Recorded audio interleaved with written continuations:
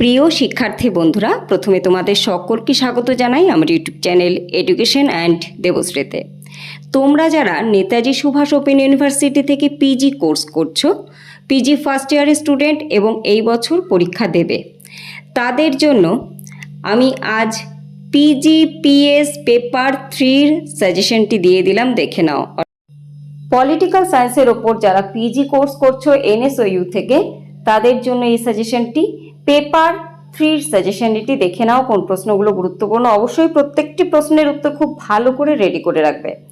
আর আরও একটি বিষয় বলে রাখি, তা হলো যে বড় প্রশ্নগুলোর কিছু পয়েন্ট আছে, অর্থাৎ যখন তোমরা 12 বা 18 নম্বরের প্রশ্নের উত্তর লিখবে তখন বেশ কিছু পয়েন্ট দিয়ে একটা প্রশ্নের উত্তর রেডি করতে হয়। তো সেই ক্ষেত্রে বেশ কিছু পয়েন্ট আছে যেগুলো গুরুত্বপূর্ণ এবং সেগুলো দিয়ে 7 নম্বরের জন্য প্রশ্ন আসে।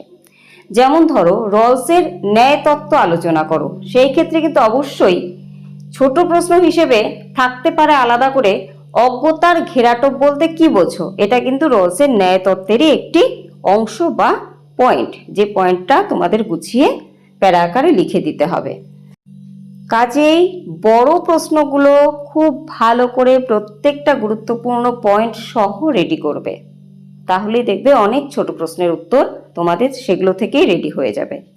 আশা করি ভিডিওটি তোমাদের জন্য উপকারী। যদি মনে হয় ভিডিওটি উপকারী, অবশ্যই লাইক করবে, কমেন্ট করবে।